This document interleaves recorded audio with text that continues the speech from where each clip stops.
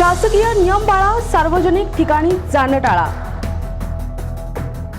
लवकरच रमजान महिना सुरू होत आहे। कोरोना विषाणूचा संसर्ग टाळण्यासाठी लॉकडाऊन असून राज्य शासनाच्या सूचनांचं पालन मुस्लिम बांधवांनी रमजानच्या महिन्यामध्ये करावं असं आवाहन करण्यात येत आहे। अल्हम्दुलिल्लाह, कल से मुकुंद नगर का हॉटस्पॉट उठाया जा रहा है, इसलिए हम प्रशासन और पुलिस के शुक्रगुजार हैं।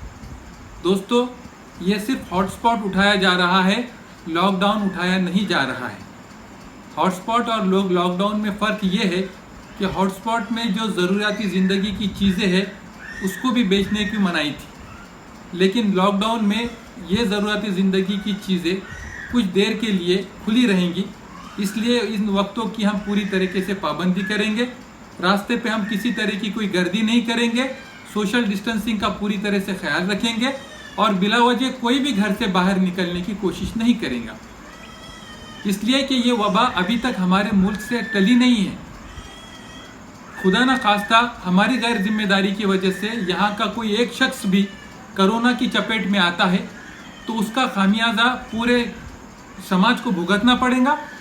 फिर से इसी तरह से लॉकडाउन का हमको सामना करना पड़ेगा। एक तो बड़ी मुश्किल से ये हटा है और WHO की गाइडलाइन के हिसाब से फिर ये एरिया हॉटस्पॉट डिक्लेयर होगा। आप जानते हैं कि हॉटस्पॉट की कितनी तकलीफ़ें हैं, हम सब इससे वाकिफ़ हैं। दोस्तों, रमज़ान का महीना कल से शुरू हो रहा है, मुबारक रमज़ान का महीना।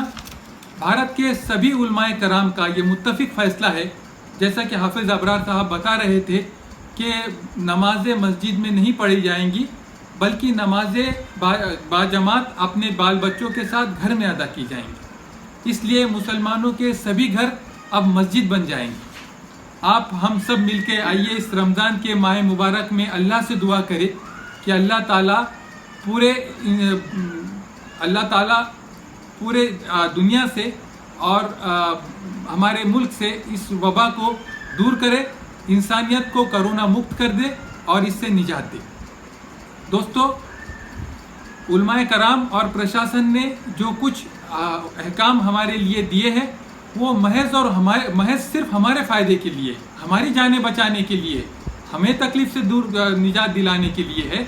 इसलिए हम तहे दिल से इन उसूलों का, इन अहकामात की पाबंदी करेंगे और हम हुकूमत और प्रशासन की मदद करेंगे और हमारे इस मुल्क को, हमारे इस समाज को, घर वालों को और ख़ुद अपने आप को इस मुसीबत से बचाकर हम सब की मदद करेंगे।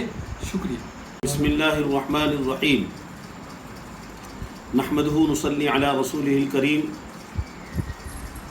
तमाम भाई और बहनों से ये गुजारिश की जाती है कि प्रशासन की तरफ से जो अहकामात हमारे लिए, हमारे मफाद के लिए, हमारी फ़लाह के लिए जो दिए गए हैं, हम उनका मुकम्मल तौर पर पालन करें, उसकी इत्तिबा करें, इसलिए कि ये अहकामात हमारे और तमाम इंसानियत के लिए फ़लाह और बहबूदी के लिए हैं। और इसी तरीके से अभी चंद दिनों में रमज़ान मुबारक के वो अय्याम जो बाबरकत है, मुक़द्दस है, फ़जीलत वाले, वो शुरू होने वाले हैं। इन तमाम अय्याम में हम जिस तरीके से नमाज की पाबंदी कर रहे हैं और रोज़ों की पाबंदी कर रहे हैं, तरावी का भी मसला आ रहा है, तो तरावी के मसाइल में भी ये मसाइल जहन में रखें कि तमाम मुल्क के ही नहीं बल्कि तमाम दुनिया के उलमा मुत्तफ़िक़ा फ़ैसला कर चुके हैं और वो फ़ैसला सुना चुके हैं और उलमा जो कुछ बात कहते हैं वो अल्लाह रब्बुल इज़्ज़त को हाजिर नाजिर समझकर अपनी पूरी दीनी और शरई ज़िम्मेदारी समझते हुए कहते हैं। उन्होंने ये मसाइल अख़ज़ किए हैं शरीयत मुतहरा से कि तरावी वगैरह अपने घरों के अंदर एहतिमाम करें। तरावी जो है ये सुन्नत मुअक्कदा और नफ़ल के हुक्म में है और नबी करीम सल्लल्लाहु तआला अलैहि वसल्लम ने इसको अपने अपने घरों के अंदर अंजाम देने की तरगीब दी है। बाकायदा अल्लाह के रसूल सल्लल्लाहु अलैहि वसल्लम ने फरमाया है कि अपने घरों को कब्रस्तान मत बनाओ। इससे मुराद वही है कि हम अपने घरों में सुन्नतें और नफल नमाज़ों का एहतिमाम करें। ये अल्लाह रब्बुल इज़्ज़त की तरफ से बड़ा हिकमत भरा पैगाम है कि हम अपने घर वालों के साथ, अपने बीवी बच्चों और ख़ानदान वालों के साथ मिलजुल कर तरावी की नमाज का एहतिमाम करें। जो लोग मस्जिदों में तरावी के एहतिमाम पर ज़िद कर रहे हैं उनके लिए भी ये पैगाम है कि वो ये समझे कि घरों में नमाज़ पढ़ने का अजर व सवाब वही है جو مساجد میں پڑھنے کا اجر و ثواب ہے، اس میں اللہ رب العزت کچھ بھی کمی کرنے والے نہیں ہیں، اس لیے کہ یہ وبائی امراض کی حفاظت کے لیے شرعی احکامات ہیں۔ میں تمام مسلمانوں سے، اپنے بھائی بہنوں سے گزارش کرتا ہوں کہ ان تمام چیزوں کا صرف سماجی اور ملکی اعتبار سے فریضہ نہیں ہے، بلکہ یہ شرعی فریضہ ہے کہ ہم ان تمام احکامات کا جو پرشاسن نے ہم کو دیے ہیں، یہ ہماری خیر اور فلاح اور بہبودی کے لیے، اس کا پورا پالن کریں۔